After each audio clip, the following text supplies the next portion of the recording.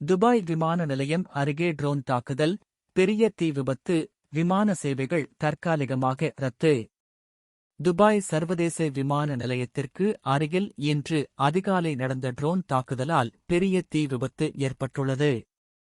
இந்த சம்பவத்தால் முன்னெச்சரிக்கை நடவடிக்கையாக விமான நிலையம் தற்காலிகமாக மூடப்பட்டு பல விமான சேவைகள் ரத்து செய்யப்பட்டன. இந்த தாக்குதல் வளைகுடா நாடுகளில் ஏற்கனவே நிலவி வரும் பதற்ற சூழலை மேலும் தீவிரப்படுத்தியுள்ளது. அமெரிக்கா, இஸ்ரேல் தாக்குதலுக்கு பதிலடி. பிப்ரவரி 28ஆம் தேதி அமெரிக்கா மற்றும் இஸ்ரேல் இணைந்து ஈரானை தாக்கத் தொடங்கியதிலிருந்து ஈரானும் பதிலடியாக தன்னைச் சுற்றியுள்ள வளைகுடா நாடுகளை குறிவைத்து தாக்குதல் நடத்தி வருகிறது. இதுவரை ஐக்கிய அரபு அமீரகத்தை நோக்கி ஏவப்பட்ட 1800 ஏவுகணைகள் மற்றும் 1500க்கும் மேற்பட்ட ட்ரோன்களை தங்கள் வான் பாதுகாப்பு அமைப்புகள் இடைமறித்து அழித்துவிட்டதாக யுஏஇ அதிகாரிகள் தெரிவித்துள்ளனர். துபாய் விமான நிலையத்திற்கு அருகே தாக்குதல். திங்கட்கிழமை அதிகாலை நடந்த இந்த தாக்குதல் துபாய் சர்வதேச விமான நிலையத்திற்கு மிகவும் அருகில் நடைபெற்றுள்ளது. தாக்குதலுக்குப் பிறகு விமான நிலையம் அருகே உள்ள எரிபொருள் டேங்க் ஒன்று வெடித்து தீப்பற்றியது. வானில் உயரமாக புகை எழுந்தது. பல இடங்களில் வான் பாதுகாப்பு எச்சரிக்கை அலாரங்கள் ஒலித்தன. சாலையில் சென்று கொண்டிருந்த வாகனங்களில் இருந்தவர்கள் எடுத்த வீடியோக்களில் இந்த காட்சிகள் பதிவாகியுள்ளன. மூன்றாவது தாக்குதல். பிப்ரவரி 28 அன்று தொடங்கிய இந்த மோதலுக்குப் பிறகு துபாய் விமான நிலையத்தை குறிவைத்து நடத்தப்பட்ட மூன்றாவது தாக்குதல் இது என்று தகவல்கள் தெரிவிக்கின்றன. மார்ச் 1ஆம் தேதி நடந்த தாக்குதலிலும் விமான நிலையம் குறிவைக்கப்பட்டது. ஆனால் அதிர்ஷ்டவசமாக பெரிய சேதம் எதுவும் ஏற்படவில்லை. விமான சேவைகள் ரத்து. தாக்குதல் நடந்தவுடனே துபாய் விமான நிலையம் தற்காலிகமாக மூடப்பட்டது. பல நாடுகளிலிருந்து வரவிருந்த விமானங்கள் ரத்து செய்யப்பட்டன. துபாயிலிருந்து புறப்பட வேண்டிய விமானங்களும் நிறுத்தப்பட்டன. துபாயின் முக்கிய விமான நிறுவனமான எமிரேட்ஸ் பயணிகள் தற்காலிகமாக விமான நிலையத்திற்கு வர வேண்டாம் என்று எச்சரிக்கை விடுத்தது. ஏர் இந்தியா விமானங்களும் ரத்து.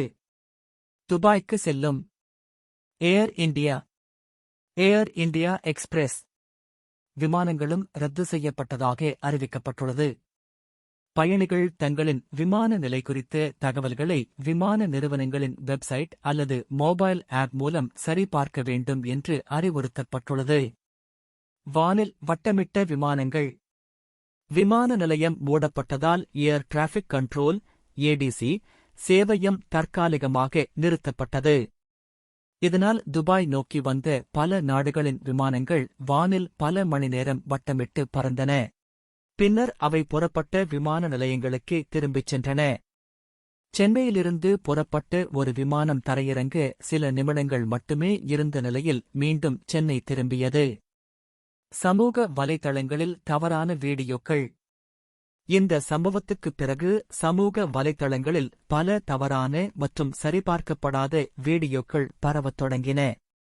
இதனைத் தொடர்ந்து யுஏஇ அரசு 35 பேரை கைது செய்ய உத்தரவிட்டுள்ளது. அதில் 19 பேர் இந்தியர்கள் என்பது குறிப்பிடத்தக்கது.